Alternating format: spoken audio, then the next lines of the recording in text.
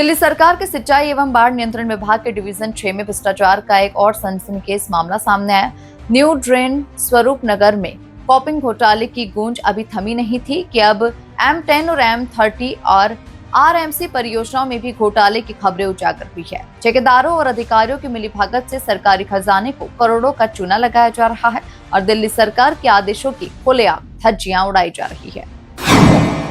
सूत्रों के अनुसार डिवीजन 6 में ठेकेदारों और अधिकारियों ने मिलकर न केवल फर्जी दस्तावेजों के जरिए भुगतान हड़पे, बल्कि काम को कागजों पर पूरा दिखाकर भारी रकम निकाल दी गई। वहीं न्यू ड्रेन स्वरूप नगर में कॉपिंग घोटाले में पहले ही अनियमितताएं सामने आ चुकी थी, जहां बिना काम किए ठेकेदारों को भुगतान कर दिया गया।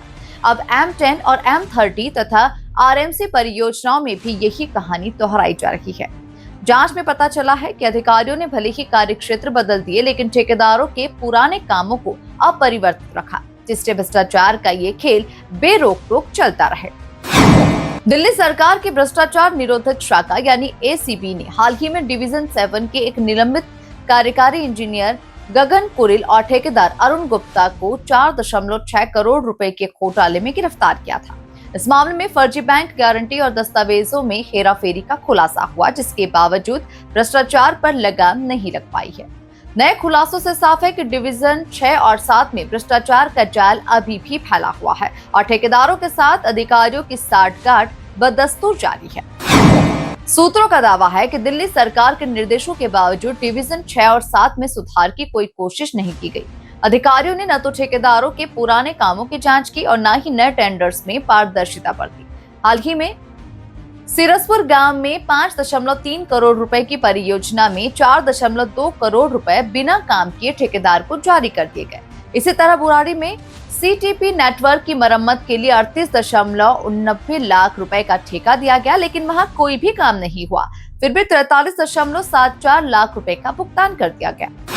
नागरिकों और स्थानीय नेताओं ने इस भ्रष्टाचार का कड़ा रुख अपनाया है। उनका कहना है कि बाढ़ नियंत्रण जैसे महत्वपूर्ण विभाग में इस तरह की धांधली न केवल सरकारी धन की बर्बादी है, बल्कि दिल्ली की जनता की सुरक्षा के साथ भी खिलवाड़ है। जनता अब सरकार से सख्त कार्रवाई की मांग कर रही है, ताकि दोषियों को कठोर सजा मिले और भविष्य में ऐसे घोटालों पर रोक लग सके। हैरानी की बात यह रही कि इतने बड़े पैमाने पर हो रहे घोटालों के बावजूद दिल्ली सरकार की ओर से कोई भी ठोस कदम नहीं उठाया गया।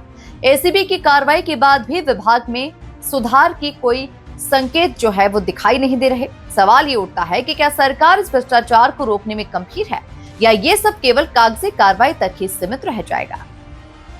विशेषज्ञों का मानना है कि डिवीजन 6 में भ्रष्टाचार की जड़ें गहरी है। इसे खत्म करने के लिए न केवल कठोर कार्रवाई की जरूरत है, बल्कि टेंडर प्रक्रिया में पारदर्शिता और जवाबदेही सुनिश्चित करना होगी।